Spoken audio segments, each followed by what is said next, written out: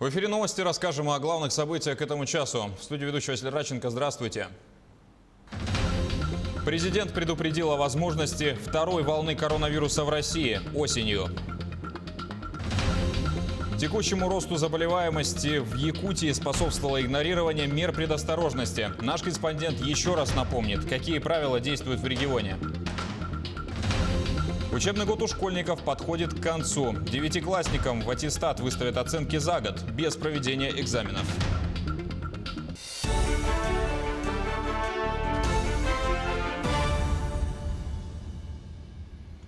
100 новых случаев заражения коронавирусной инфекцией зафиксировали за прошедшие сутки в Якутии. Об этом сегодня сообщил глава СН Николаев. Так, 16 новых случаев заражения выявлено в селе Хангор-Бие Намского района. 4 в Алдане, 3 в Мегино-Кангаласском и 1 в Устьянском районе.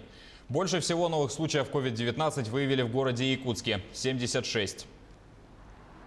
Провели сегодня совещание республиканского оперативного штаба. Я разговаривал также и с главой города. Будут усиливаться меры по соблюдению всех тех ограничений, которые были уже приняты ранее. То есть уже по объектам торговли крупным принимаются решения, что лица без масок туда допускаться не будут покупатели. На одном торговом предприятии в зале на одного покупателя должно приходиться не более 4, точнее не менее 4 квадратных метров торговой площади, и остальные должны уже ждать на улице так, если в зале находится достаточно большое количество покупателей. В общественном транспорте без масок проезд запрещен. Лица, которые едут в общественном транспорте без масок, должны водителями высаживаться без дополнительных объяснений, потому что они на самом деле нарушают право на безопасность, право на здоровье других пассажиров. Также будут усиливаться меры, контроль за соблюдением мер со стороны органов внутренних дел в части наложения административных штрафов, в части нарушения масочного режима и нарушения режима самоизоляции теми лицами, которые обязательно должны его соблюдать. Здесь тоже мы фиксируем до 30% нарушения теми лицами, которые должны режим самоизоляции строго соблюдать. Друзья, надо понимать, что, вот еще раз говорю, несоблюдение вот этих достаточно простых на самом деле мер приводит к тому, что заболеваемость по Якутску идет вверх, соответственно, показатели и по республике идут вверх так по заболеваемости, по коэффициентам инфицированности, и, соответственно, о снятии мер ограничения мы в ближайшее время, по крайней мере, по городу Якутску говорить вообще не можем. СН Николаев заявил, что резко выросло количество больных COVID-19 детей. На сегодня с начала пандемии их около 176. Это почти 16% от общего числа инфицированных за все время. За весь период в Якутии зарегистрировано 1177 случаев коронавируса. 503 человека полностью выздоровели и 6 летальных исходов. В Якутске индекс самоизоляции накануне составил 1,8%. На улицах отмечается высокое число людей, вопреки режиму самоизоляции. Судя по рейтингу приложения Яндекс.Рейтинг, показатели в городе находятся уже в красной зоне. На 14:30 дня сегодня индекс по городу составил 2,1. До пандемии в выходные дни индекс был 1,5. Напомним, что новые ограничения начали действовать на территории, не входящих в перечень труднодоступных. Магазины продуктов, товаров первой необходимости, отдельно стоящие стационарные объекты торговли должны иметь отдельный уличный вход. Запрещается одновременное присутствие посетителей в торговом зале, исходя из расчета 1 человек на 4 квадратных метра. Жителям населенных пунктов, где действует режим полной самоизоляции, разрешено совершать прогулки составом, но не более 2 человек.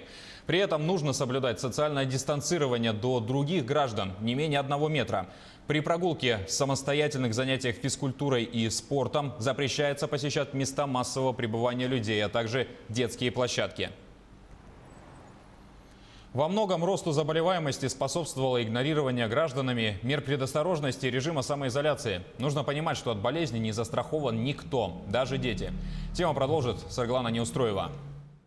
Всего по республике 170 больных детей. А на сегодня в стенах детской инфекционной больницы города Якутска насчитывается порядка 30 детей, зараженных коронавирусной инфекцией. Причем самому младшему из них всего 2 месяца. Как отмечают врачи, в большинстве случаев дети заражаются внутри семьи. Не только от родителей, но и от родственников. В нашем стационаре дети поступают после проявления признаков ОРВИ. Коронавирус протекает, его начало, как обычное ОРВИ, то есть повышение температуры кратковременного до 37,5 до 39 иногда градусов.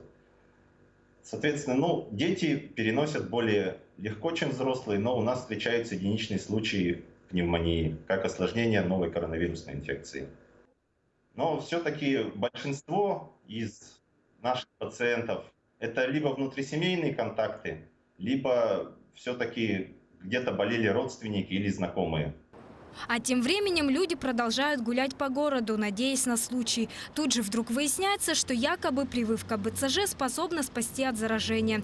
При этом научного обоснования данной мысли нет и не было, но люди продолжают верить в то, что им выгодно. Некоторые же предпочитают и вовсе не верить в болезнь. Дело у некоторых протекает оно малосимптомно, то есть некоторые могут на ногах перенести, а у других эта инфекция протекает очень тяжело. У нас лежат пациенты с тяжелейшими пневмониями, можно сказать, да, потому что раньше таких пневмоний мы не наблюдали. Даже лежа в палате, дыша на кислороде, люди многие не верят, они переспрашивают по несколько раз, действительно ли у меня ковид-инфекция, хотя у них положительные результаты есть. Если у человека положительный результат один раз выставляется, значит инфекция подтвержденная считается. Вычислить то, от кого именно заразился человек на сегодняшний день, уже практически невозможно. Разносчиком инфекции может оказаться буквально каждый человек в магазине, на улице и даже дома. Болезнь, причем очень коварна. Симптоматика почти не отличается от обычного ОРВИ, но последствия такого заражения куда более страшные. Сделали КТ, и КТ показало, что у меня заболеваемость. Мне сразу это положили. Я очень себя плохо чувствовал, очень плохо. Я на грани был жизни и смерти, можно сказать так. Вот, и очень тяжелый был. Я сейчас себя очень плохо чувствую. Но спасибо врачам, что меня вытащили с того света. Вот, я что хочу сказать. Всех хочу предупредить, всех граждане Якутска. Смотрите за собой, контролируйте. Только по последним данным в республике заражено 1171 человек. Ежедневно диагноз подтверждается более чем у 100. Только по Якутску накануне было свыше 40 больных, а сегодня уже у 76 человек подтвердили диагноз. Прибавьте к таким цифрам безудержное желание граждан погулять и сходить в гости. И вот уже картина становится по-настоящему пугающей. Саргалана Неустроева, Якутск. С октября по ноябрь в России возможна вторая волна пандемии коронавируса. Об этом заявил президент Владимир Путин на совещании по вопросам борьбы с COVID-19. С его слов, постепенно выходя из режимов ограничений, в которых мы сейчас в значительной степени находимся, нам нужно думать о том, о чем говорят специалисты, о том, что может быть еще и другая волна, которая возможна осенью. Ранее Владимир Путин заявил о стабилизации ситуации с коронавирусом в России. Сегодня темп прироста новых случаев по стране составляет 3,5% против 5,9% неделю назад.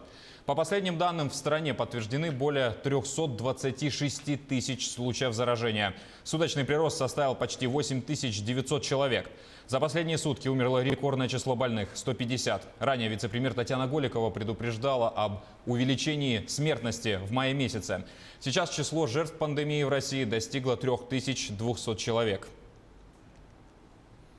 К другим темам. 13 природных пожаров продолжают действовать на территории Якутии. Общая площадь, пройденная огнем, более 1500 гектаров. С начала сезона на территории региона зарегистрировано 32 пожара. За сутки возникло 4 и 8 ликвидировано. Угрозы населенным пунктам и объектам экономики нет. Органами управления Якутской территориальной подсистемы РСЧС проводится постоянное маневрирование сил и средств. Всего на тушение пожаров за сутки было привлечено 69 человек и 10 единиц техники. Центр подготовки кадров «Алроса» готовится к новоселью. Летом все сотрудники ЦПК и преподаватели учебно-курсового комбината переберутся в административно-бытовое здание бывшего рудника «Мир». Располагаться корпоративный университет будет на 2-м, 3-м, 4-м и 5-м этажах. С чем связан переезд и когда центр заработает в полной мере, узнаем у Романа Муконина.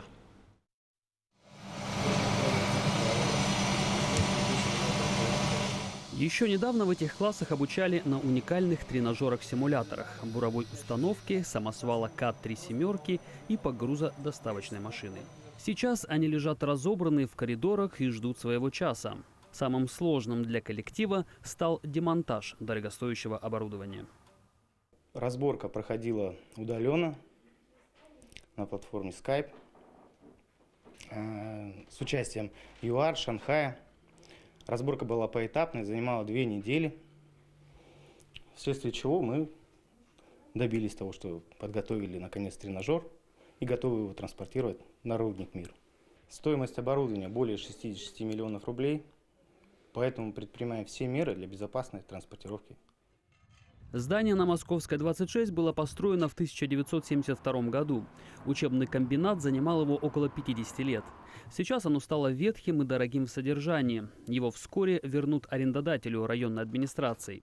А с переездом компании удастся сэкономить на отоплении, электричестве и аренде 20 миллионов рублей. «Мир» сейчас готовится к нашему переезду. В здании имеется столовая, что очень немаловажно. Вечером после окончания рабочего дня, как вы все прекрасно знаете, что обучение рабочих у нас проходит в вечернее время после работы, люди спокойно могут перекусить и дальше спокойно начать работать. Учебный комбинат переедет на «Мир» первым. За ним половину помещений в другой части города освободит и ЦПК. Речь идет о правом крыле учреждения, где 2 этажа в жилом доме принадлежат МРТК. Компания оставит за собой только главные аудитории, где будут проходить корпоративные тренинги. Переезд займет 1,5 месяца и завершится к 1 июля. Но стоит отметить, что находиться там ЦПК будет временно. После завершения очередного этапа восстановления рудника в АБК «Мира» вернется часть служб, которые будут задействованы в восстановительных работах. Роман Муконин, Алексей Меркулин, телеканал «Алмазный край». Учебный год в школах Якутии подходит к концу. У начальной и средней школ даты разные. Подробнее о них нашему телеканалу рассказал исполняющий обязанности министра образования региона Михаил Сивцев. Учебный год завершается в эти дни. Как правило, до 25 числа мая мы завершаем учебный год в 1-4 классах. А остальные классы учатся до 30 мая. Также у нас и в Республике Саха-Якутия во всех школах учебный год практически во всех школах завершается до 30 мая. Ранее мы рассказывали, что президент Владимир Путин определил дату сдачи единого госэкзамена. Он пройдет 29 июня. Однако изменения коснулись и государственной итоговой аттестации 9 классов. Как рассказал Михаил Сивцев, в этом году экзамен у них отменен. Выпускникам 9 классов в аттестаты будут выставлены оценки по итогу года. На этом пока все. Оставайтесь дома и при необходимости выйти не забывайте надеть маски. И до встречи в эфире.